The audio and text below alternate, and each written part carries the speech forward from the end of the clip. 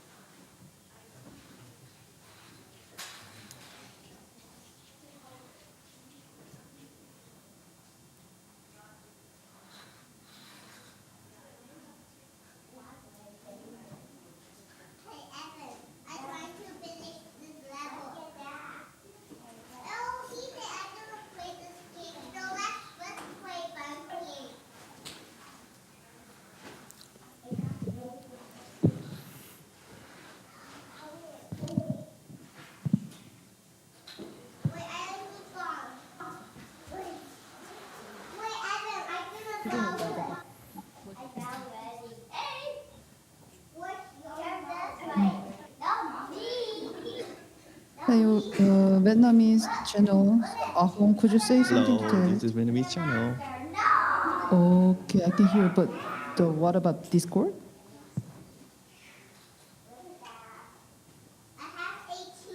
Yeah, I can hear you from receiver.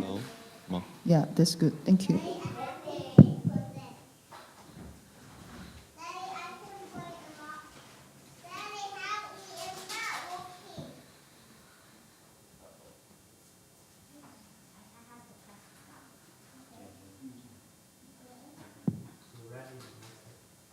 Okay, thank you.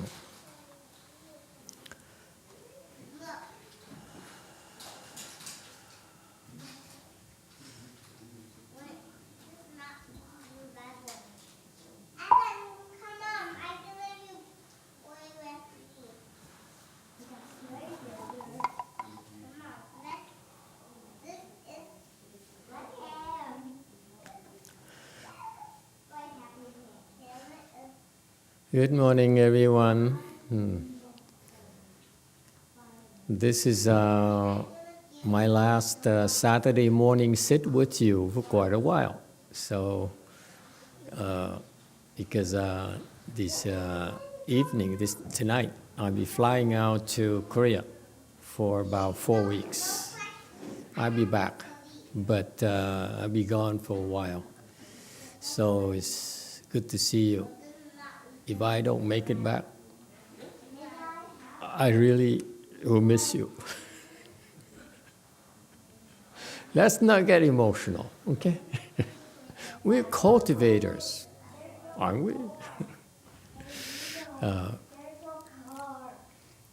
But I notice that we have more and more people coming, new people coming, and it's nice to see that. It's why we're doing this. We're doing this in order to practice kindness and tolerance.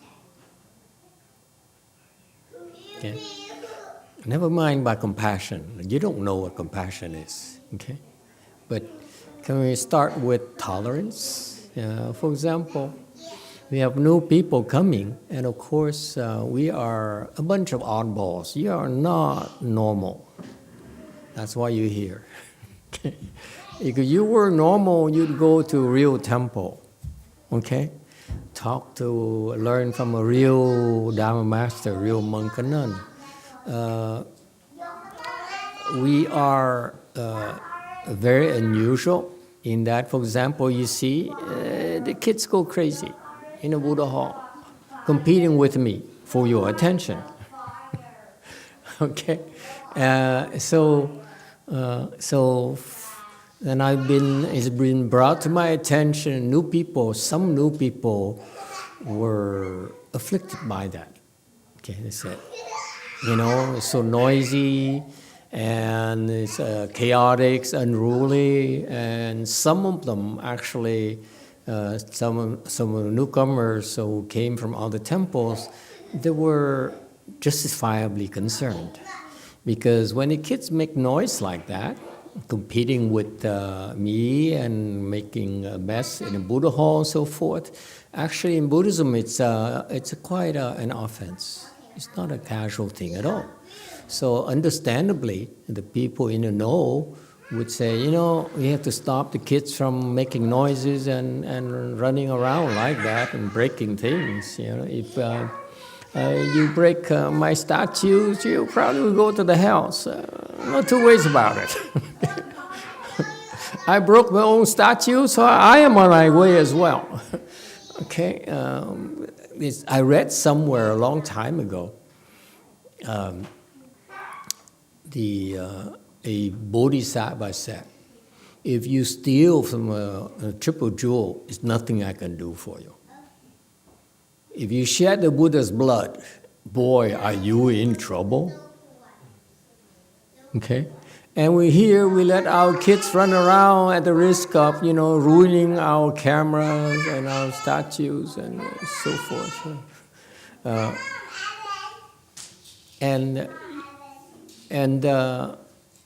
And we still let it happen because it's my responsibility. I absolve them of any consequences so that they can be themselves.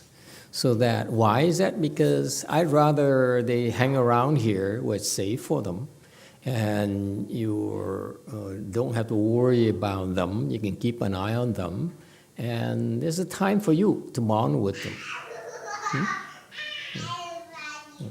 And so, yes, newcomers would be shocked by that and they're justifiably concerned. So be kind and leave them alone. Don't talk to them too much. They won't be around long. Okay. But if they stick around, they keep on coming. Now it's glasses. Never mind. Then, you know, it's just like when you go to a restaurant. I go to a restaurant, and you know what I do? I judge waiters and waitresses. It's important to me, you know, the service is just as important as the food, almost as important as the food, okay? And I really appreciate it. What I learned from the fancy restaurants that I occasionally have a chance to go to is that the waiters or the waitresses are dressed neatly in black and white. Anyone? Huh? And the good ones, the good restaurants, expensive restaurants, you know what the waiters and waitresses do? They stand in the corner right there where you don't even notice them. And what they do is they keep an eye on you. They leave you alone. And they don't come to you unless you need something. Okay? That's service. It's the same thing. When new people come, leave them alone. Okay? Let them be.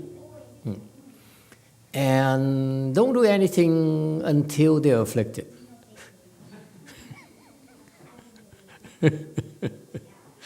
Okay? And I want you to know in particular, you have this weakness. It's no right and wrong. You should have enough wisdom to know by now that cultivation is not about right and wrong.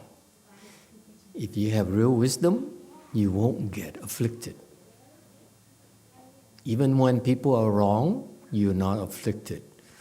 When they're right, you're not pleased. When you're right, you're not pleased. You don't get afflicted. Okay?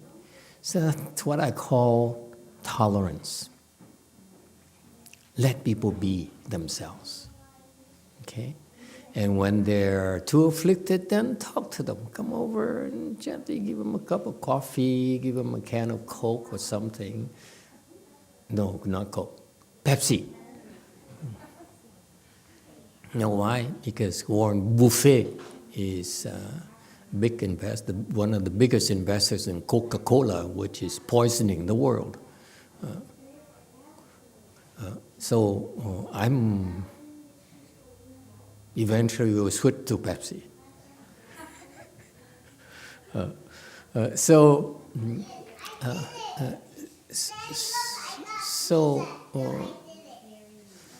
how did I get to Pepsi again? Where was I? No one was listening, clearly.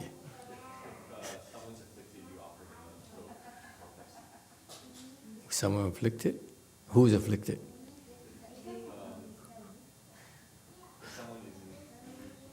So don't leave them alone. Okay, let them be. Okay, because if you talk to them too soon, they think we're trying to sell to them. Okay, of course, this is why that's what makes us different. Because typically, there's so many temples out there nowadays, vying after the same Buddhist disciples, the same visitors. And therefore, they expect the people who go to temple expect to be treated, expect the red carpet to be rolled out or to welcome them. We don't do that. We're here to cultivate, and people who come and wish to learn how to cultivate, we share with them. Otherwise, we're not trying to sell anything. Not ourselves, not our dharma, not our food. Nothing. Okay? Yeah. So let them be. And so for example, the case of some people at DTT, I'm told that got afflicted and said, you shouldn't bring your kid to the temple anymore. So she's right. But at our temple, we don't care. Okay? Bring your kids. Let them be. Okay, it's a time for you to bond. What is bonding? Bonding is, what is bonding?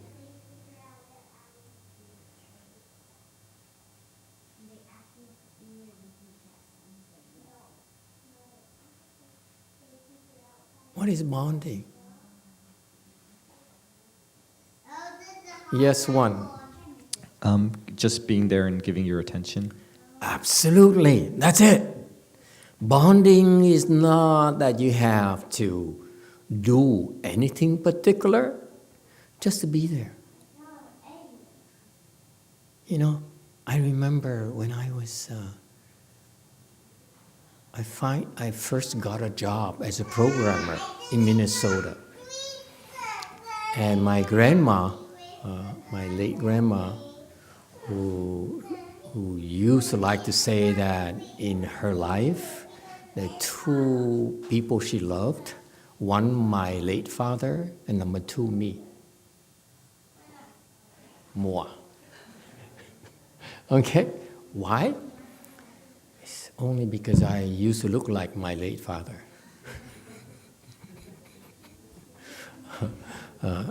He was her only child, so that's it. All love she put into him, that's it. But I happen to look like him, so he said, well, it's my second choice. Very shallow. We are very shallow people. So I got my first job working as a programmer. I got my own apartment for a change, a one-bedroom apartment. And I bought one sofa, one coffee table. That's my furniture. The entire apartment has one sofa, one coffee table. That's where I eat, that's where I ate, that's where I entertain, And one day, my grandma, who used to live here in San Jose, I was in Minnesota, Minneapolis, and she said, I want to come see you. I said, why? He said, because you don't come and see me. So she came and paid me a visit. What did she do? She sat in my sofa all day, waiting for me to come back from work. And then I would tell her a joke, American jokes. Knock, knock, that kind of thing. And she laughed. She didn't understand anything, but she laughed anyway. And then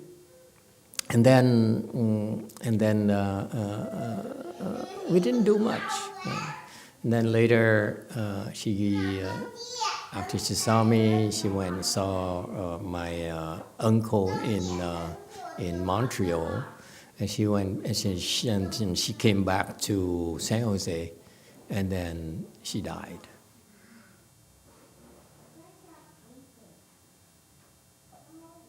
So that's her way of saying goodbye. She went around, never told anyone she was dying. You know, old people, when the flame is being extinguished, they knew. And so she went around to say goodbye, and what did she tell me? Nothing whatsoever. She didn't say, get married, bear me some grandchildren. What's the matter with you? You're supposed to produce heirs to our names. No, she simply sat there and listened and looked at me. And I remember that look. I caught her every now and then, you know, at the sofa, looking at me with this kind of tolerant love. There's nothing you can do that's wrong to me. Okay, and it meant so much looking back, and that's how I remember my late grandmother. Is that she's illiterate, bipolar, very bipolar. I think that's where I got it from. Very violent person. That's where I got it from. All the good genes pass on to me, I think. But I'm glad, I'm so grateful that she taught me that lesson where you don't need to do anything. Just be there. And that's what we do. We don't have a whole lot to offer, but we're here. If people come and they wish to sit with us, learn with us, we share with them. And that's it. Okay? So, same thing. We encourage you to bring your children, your grandchildren, your wife, your mother, and so forth to the temple and just spend time with them. Doing stupid things, nothing important. Just to be there. That's all. No seeking. Not trying to prove anything. That's all. And that's practicing kindness and tolerance. And eventually, when you have wisdom, then your tolerance and kindness will also develop into compassion. And that's a function of wisdom. Until you have wisdom and Chan, the Chan practice, meditation practices are designed to help you unfold that compassionate heart of yours. That compassion inside of you is buried inside of you. And as you get better and better, you'll be able to wield that compassion and truly help others. Okay? And so newcomers, be kind to them. We don't have a whole lot. You know, I'm glad to tell you that I'm making, and we are making arrangements to be able to accommodate more people to come here. So for example, you know, we have online classes, but also it's not a substitute for you being physically here, okay? Because it's not about me speaking a Dharma. You are also taking part in speaking a Dharma as well, okay? By being yourself. Yeah. And so even though I'm not here, you continue to speak Dharma yourself, okay? The Dharma of kindness, the Dharma of tolerance, yes? And it's a lot more than that, yeah. And so So we may not have a whole lot to offer, but I feel that nowadays, pretty soon we'll be able to accommodate, a dozen people overnight fairly comfortably here. At Dharma Church in San Francisco, which is about 45-minute drive from here, we should be able to accommodate between, maybe a couple of dozens there comfortably. And of course, Hawaii Mountain Temple and Blue Mountain Temple, we should be able to accommodate 5 dozens or so. Okay, so that's good enough for now. Okay, and so that you can take a break from your worldly worries, from your oppression, from your work, from your family life. Come relax, learn how to restore your balance, how to become healthier. Chan practice will make you healthier, okay? Both physically as well as mentally. And so that's why we're here, so feel free to take advantage of it. All right? Any questions or comments? Yes, 5.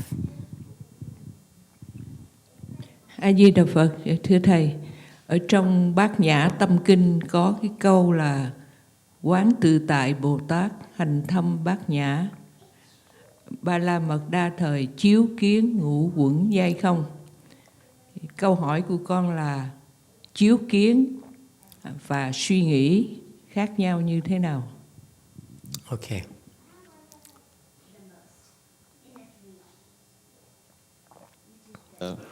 Mahaprajna Paramita Heart Sutra, there is a verse which said, contemplative as is Bodhisattva practice, when he practiced deeply into, he saw that the 5 skandha is empty. He can Chao Chien, contemplate and see that. What does that mean? That it is thinking mind doing that? How should we think of it? No, what's the difference? The sutra says, contemplate Chao Chien, illuminate and contemplate it. The illuminate Chao Chien, illuminated and saw that the 5 skandhas are empty. What is the difference to illuminate Chao Chien? How is it different from thinking? Okay, you have to be careful. You have to translate verbatim. Don't try to interpret that. Does YouTube have an answer or another question? Another question. Another question. Okay, one question at a time. Mine can't take it. What is it? Okay. What she's referring to is the Heart Sutra, which is a summary of the teachings of the Prajna Dharma in Buddhism.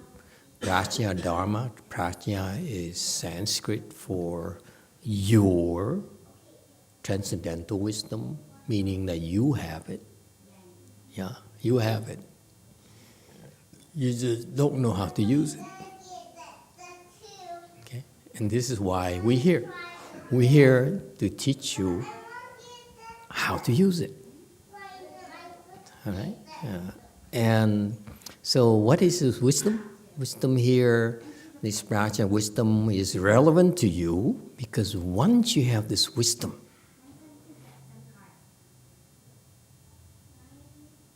you will no longer suffer. Anyone interested? Your wife yells at you, you're still happy. You lost your job? Okay.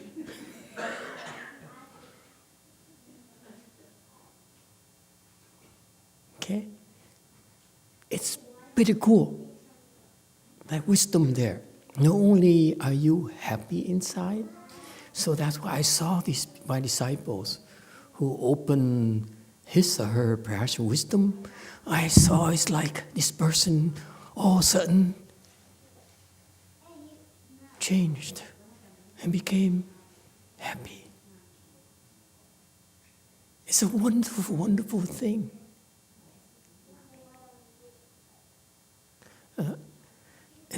And so, such a cool thing. But not only are they happy, are you going to be happy? And I promise you, it's just not them, it's any of you could be like that. Yeah.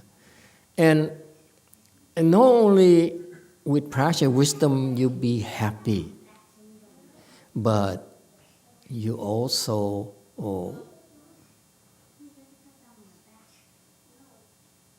become a real asset to society, to me. It's kind of a cool thing. Only you know you're an asset. No one knows. Okay? No one else. Only we know. Okay? That's how it is. It's not supposed to be a commercial thing. Okay? It's a low-key thing where you just help and you disappear. You don't want people to know. All right. So what does it mean, Chao Jian? So the Avalokiteshvara Bodhisattva or Wanyin Bodhisattva or the Bodhisattva of great compassion, when she was practicing that Dharma of prajna wisdom, trying to open it, okay, try to unfold it, try to make it permanent, and so she illuminated the 5 skandhas. The 5 skandhas are the 5 components of your ego. Ego, okay, this is Buddhist technology, proprietary technology that is totally uncopyrighted. Okay, if you want to squash your ego, okay, the Buddhists know, they're taught, and they're able to squash the ego, get rid of the ego by eliminating the 5 skandhas. The 5 skandhas are the 5 components of your ego. Your ego has, is attached to form. Sound familiar?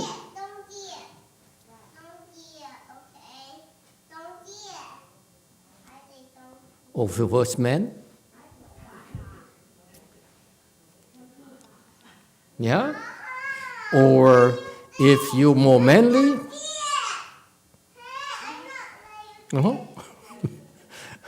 Or if you're really short, you go. This is what I recently saw in the movies. Because they don't have a long beard, so they have the beard only here. So that's when they go like this. Anyway, it's a man thing. You wouldn't understand. None of them have beards. Anyway, so you attached to your ego is very attached to your body, to forms in general. Okay, that's the nature of your ego. Number 2, what is your ego attached to? It's attached to feelings, especially it seeks out good feelings and rejects bad feelings.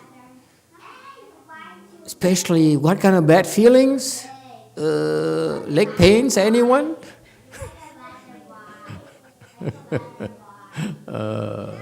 Okay? You are so attached to feelings. Yeah.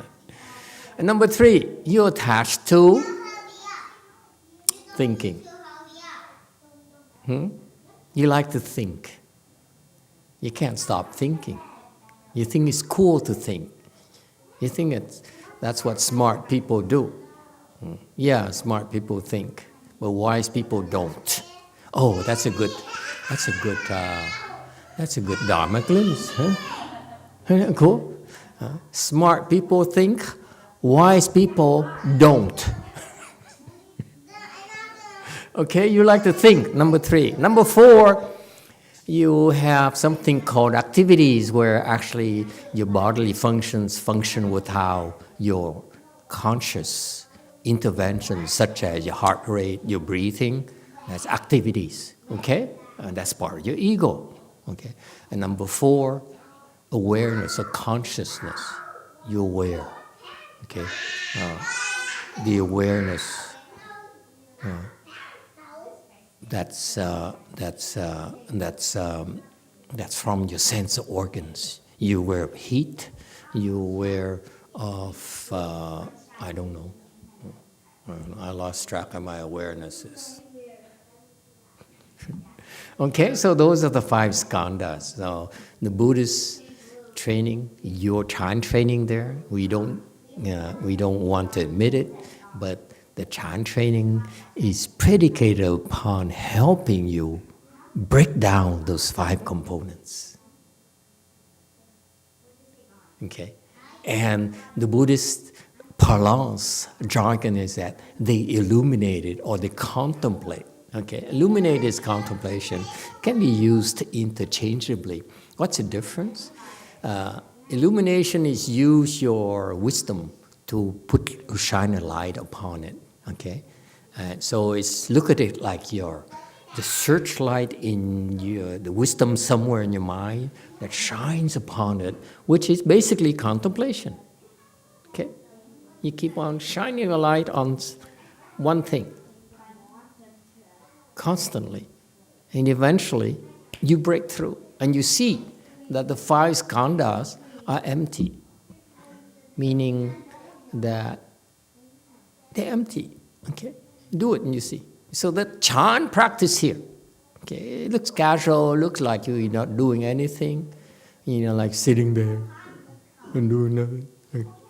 Actually, that process is part of our training to teach you to rise above the 5 skandhas, break free of the bonds and the shackles that the ego has on you.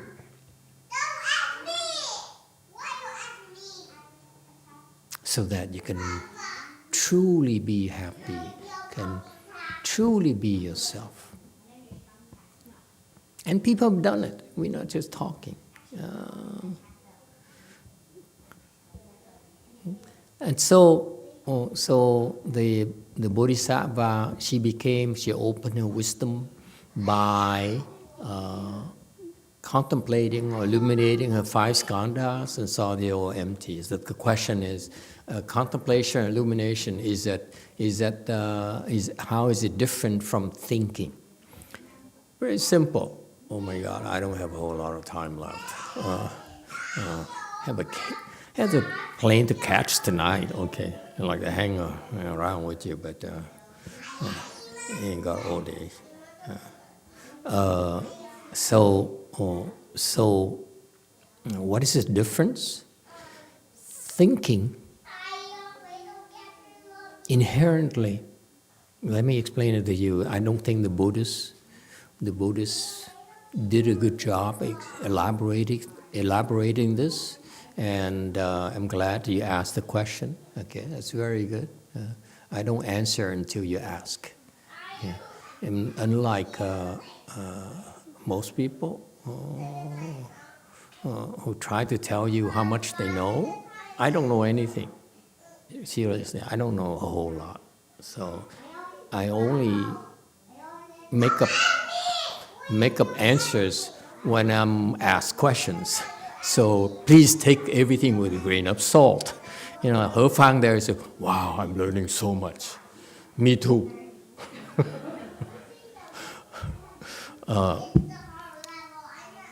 So, what is the difference between contemplation and thinking?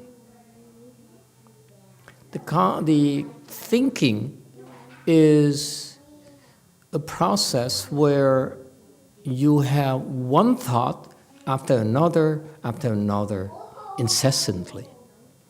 That's thinking. Yes? Sound familiar? That's what you do. That's what you do at work. Yes? So that's what you do at home. You think at work, and you go home, you think of, your children, you think of your family. Because you keep on thinking one thought after another, Okay? I'm cooking for my family, and then set the tables, call the kids, okay, and so forth. You one thought after another, okay, non-stop. That's called thinking. Same thing at work. We think of this and that and that. Daydreaming, same thing, thinking, yes? Think of going to Korea with no cheese. What am I going to do? Should I bring some? They did tell me I could pack something and, put it in my luggage. It should last me 4 weeks. So see, I'm thinking. You can't stop. The thoughts follow each other incessantly. We can't stop. That's thinking. What about contemplation? Contemplation is just the exact opposite. Contemplation is we think of one thought only. You will concentrate on one thought, not second one. Second one arises, we chop it off. Go back to first thought. Another thought arises, stop. Go back to one thought, the original thought. That's called contemplation. Is it clear? That's the difference between contemplation and thinking. Contemplation is, and it really bothered me when I first learned from a Chinese. They said, contemplate. I say, what? What's contemplation? And no one really explained it to me. Master Hsuan Hua, did he explain contemplation? You. Yeah, you. No, you. Hey, you. You believers. You. Oh, this side. They all are true disciples of Master Hsuan Hua. This guy's been with Master Hsuan Hua for like 40 years? Close. Since 3rd or 4th grade. 3rd and 4th grade. Yeah. And how old are you now? 42. 42. See? Almost 40 years. How do I know? Okay. That guy there, he looks too young. See, they all are believers and followers, Master Hsuan Hua. Did he explain contemplation? No. It bothered me, by the way. I read his teachings and I couldn't understand contemplation, and his disciples, of course, contemplate. What's there to ask? What don't you understand? I said, the point is, if you did understand, why can't you explain it to me? Anyway, yeah. Did I answer your question? Good question, by the way. It's a very good question. I'm glad you asked, because this is something that's the Chinese don't explain to their followers. Yes, 5. A Di Đà Phật. Dạ, con cảm ơn thầy. Hang on, they have a YouTube question here. From Deng Nguyen. When I am meditating for about 10 to 15 minutes, my face muscles move by themselves. My eyes start to open and close involuntarily, then my mouth moves. My tongue moves. I chuckle and make other weird sound. It lasts for 3 to 5 minutes and stopped. then it would start again. Is this normal? For you, yes. Don't worry about it. It will go away eventually. Okay, number 4. Amitofo Master, back to that question about wisdom. Will doing number 20 helps open up our wisdom and resolve our affliction? Okay. One more time, please. When we recite number 20, hands and eye. 20 is... Yes. Yes, that one. Does that help us opening our wisdom and resolve our affliction? Of course, everything we do will open your wisdom and resolve your afflictions, we like to think. But does Is number that a 20... trick question? No. Does number 20 make it faster? Is it what? Number 20, reciting that will make it faster. Make it faster? Process. Not necessarily.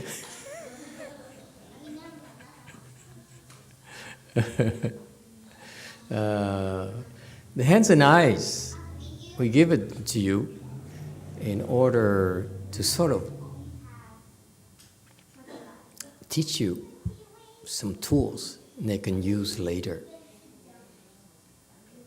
Okay, and it's a gift from Master Hsuan Hua. He brought the Dharma to the United States, transmitted to his disciples, and then never transmitted it to me, by the way. And one day he said, "You should transmit the hands and eyes to them, I mean my disciples." I said, "Really?" And I said, "Okay." I was so glad. Okay, let's transmit. I've been waiting for 10 years now. Let's transmit to them. And then after transmitted for a while, I said, "Wait a minute. Is that his or is it mine?" Because he never transmitted it to me. And he told me, go ahead and transmit it to them. Teach them. So finally I understood it's not his, it's mine. That's why he never transmitted it to me in the first place. I have it already. Why would he want to transmit it to me? Just like I have a red car already. You want to give me another red car? No thanks. Okay. So anyway, so those hands and eyes is something the Master Hsuan Hua is sending us a message. He says, you open your wisdom, but if the Chan school, the Chan practitioners, they open the wisdom very, very fast. Okay? But then what? What are you going to do with your wisdom? In our world, when you're wiser, you're supposed to help others. Make sense? And in order to help others, what does a carpenter need? Tools. Engineers need tools.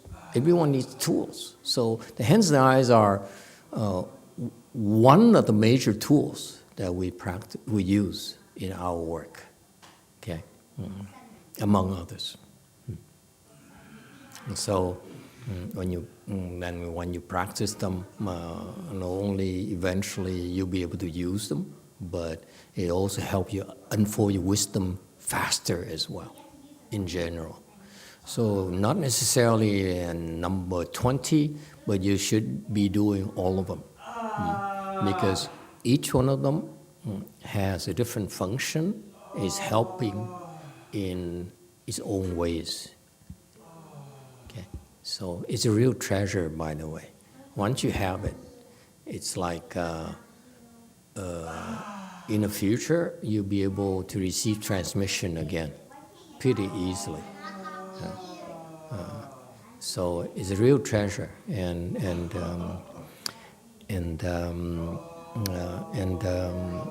you should take advantage of it. Anyone else? Any other questions? Yes. 4. Going back to the previous question, in the Heart Sutra, one is said that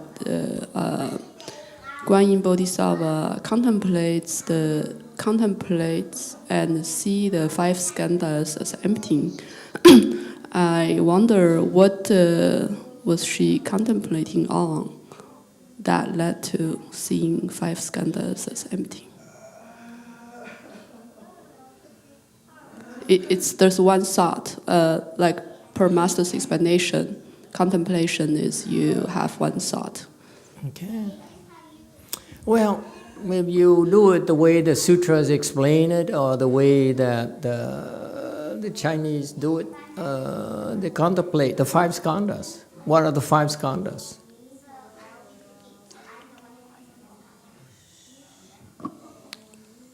So the sutra says 照见五蕴皆空. So it's not a very clear just from that text. Is it contemplate the 5 skandhas and saw them as empty, or it is contemplate and saw 5 skandhas as empty? Okay, so technically speaking, contemplated the 5 skandhas, meaning that what are the 5 skandhas? There's 5 skandhas again are form, feeling, thinking, activity, and consciousness. So you're supposed to contemplate them, and you look further into the sutras.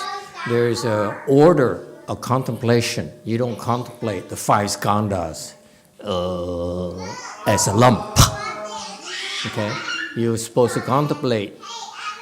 There's an order. You first contemplate the form, and you see the forms are empty.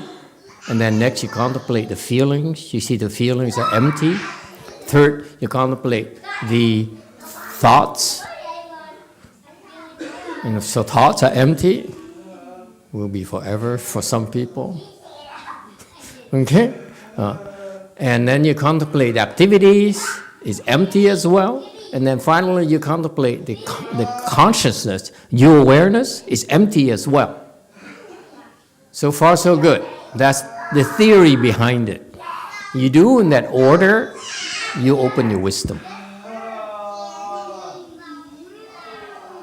And that's a slow Chinese way. You do it, guaranteed, it's going to happen. That's what the Hinayana people do to reach the level. They do that, okay? Yeah, that's one way. You see, even look at us. Do we do that? No. We don't contemplate the body as empty. We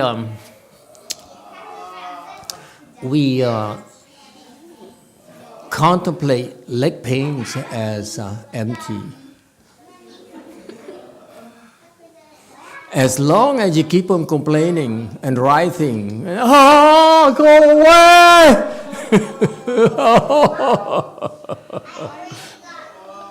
Then you make it stronger. The pain becomes more intense.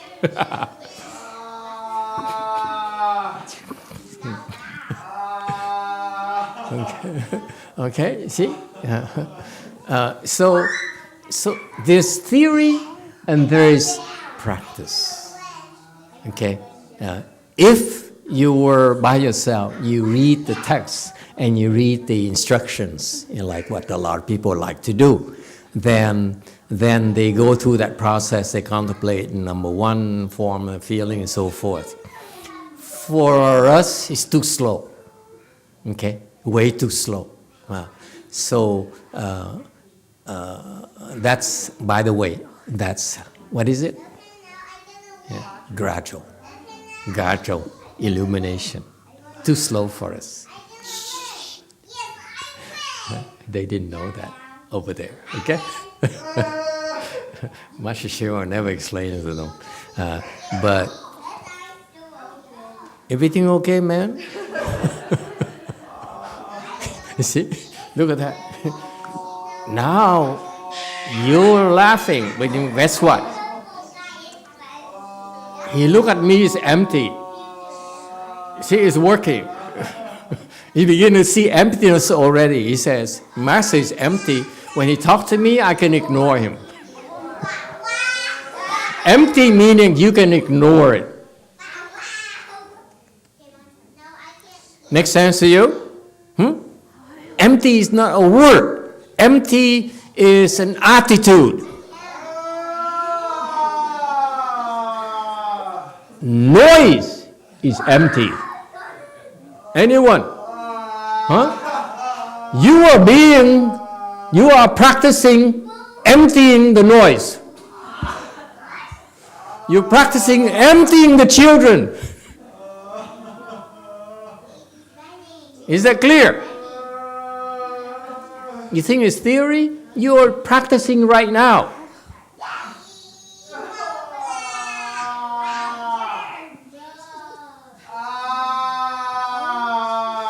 And it takes cruelty. Sometimes you have to be cruel about it.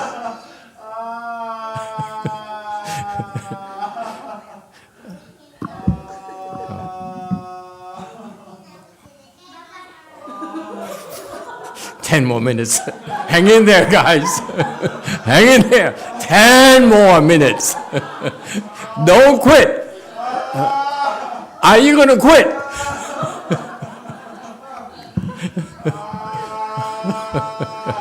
Okay? So there's the theory behind it is you contemplate, if you go through the training, eventually you see that the 5 skandhas are empty. That's all.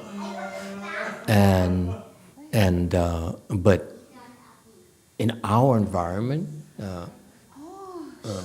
we don't necessarily go through the same order, go through the same process.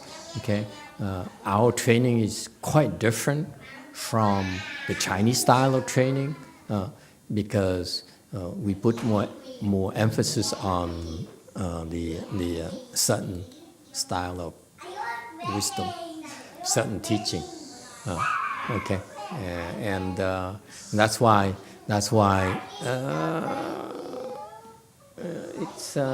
it only works for strange people. You know, people are not normal.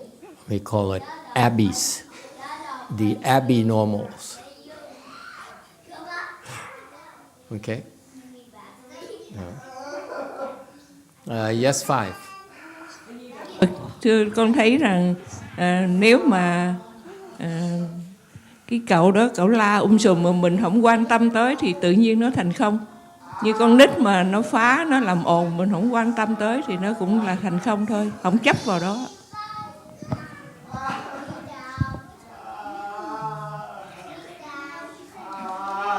Metaphor, I see that just like that guy, he yelling a lot. We don't pay attention. Naturally, it will become empty. Just like the kid, they play around and we don't pay attention to it.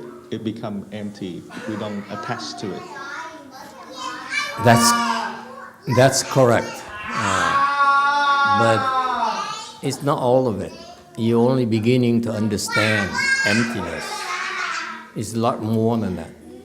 A lot more. Okay. But the principle, the point that should be understood is that it doesn't matter how you do it, as long you manage to empty the 5 skandhas, then you're free of your suffering. That's all. And the way the Chinese do it is more or less gradual. But for us, we don't have such patience. Too slow for us. Okay? So it looks like we're not doing anything, but actually, you're being trained to empty your 5 skandhas. How's that? Okay. Yeah. All right. Anyone else? Yeah. Yes, sir. 6. Use your chance. Because after this, I'll be in Korea. So in the gradual teaching, is it dependent? The second skandha depends on the first one being empty, but then does that mean that in the sudden teaching, if consciousness is the last skanda and you empty that first, then all the subsequent ones empty as well? It won't work. You can't empty number 5. With number 5, number 5 cannot be emptied until number 4 is empty, unfortunately, according to that model. Okay? And that's the theory behind it, is how it is. Okay? But there's unspoken. The Buddhist teaching, by the way, has spoken and unspoken. What Master Hsuan Hua did was to bring the spoken teaching to the United States. And he tried to transmit the unspoken. As you listen to his teaching, there's some unspoken dharma there. But because it's unspoken, okay, the allusions to it, or indirect allusions to it, fingers point to the moon, as the Japanese like to say it, to put it. It's so subtle that it's difficult for you to pick it up, unless you heard it before. If it's the first time you hear of it, you can't pick it up. But if you say, yeah, of course. Okay, just like you said, I said 5 skandhas empty. You said, yeah, that's what I can experience. But it's because you've seen it before. That's what you understand. What you don't understand is the unspoken part. Yet, that's why I said what you express, your understanding, is only half of the picture. There's the other half.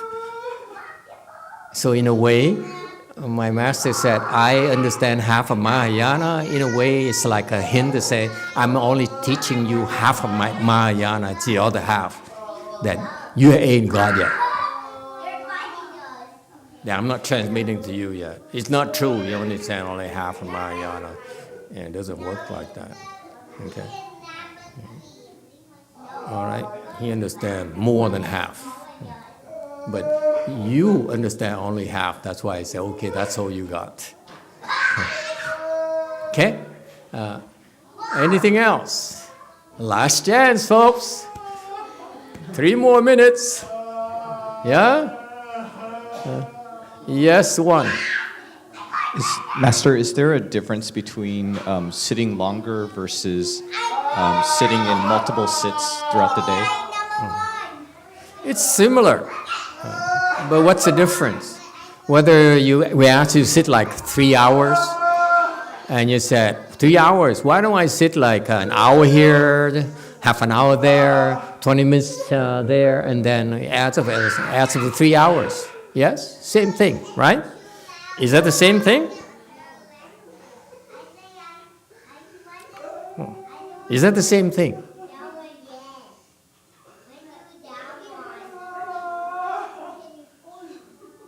Of course it's not the same thing.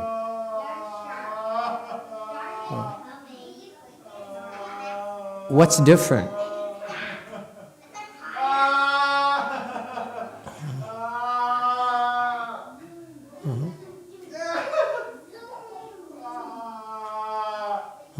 What's the difference? The difference between the two models, the two approaches, is that I sit for 3 hours versus I sit for multiple sits and it adds up to 3 hours. Is that the difference? Is that you do multiple sits, you quit multiple times versus quitting only one time. That's the difference in training. You allow yourself to quit multiple times. Whereas if you sit through it, then you only one-time loser instead of multiple-time losers.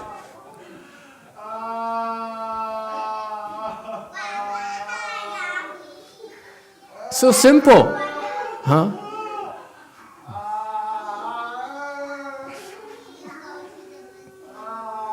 One more minute.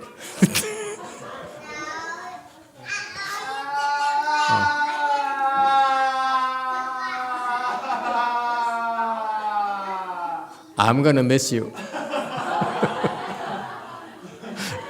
The Koreans would never do this, let me tell you. Yes.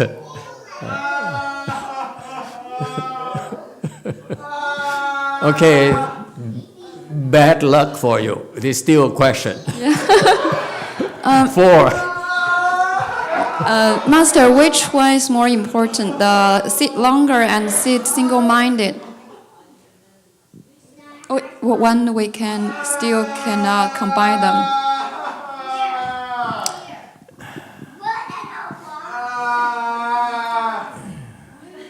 Just sit. Just sit. Don't look for excuses not to sit longer. Okay, we stop here today. Thank you all.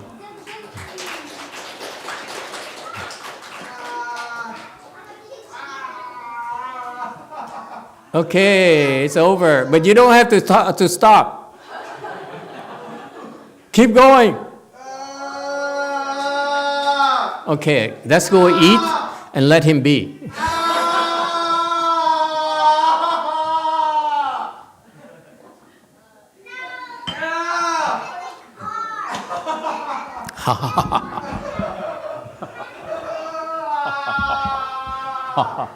Hey, you know, this young girl here, listen, this young girl here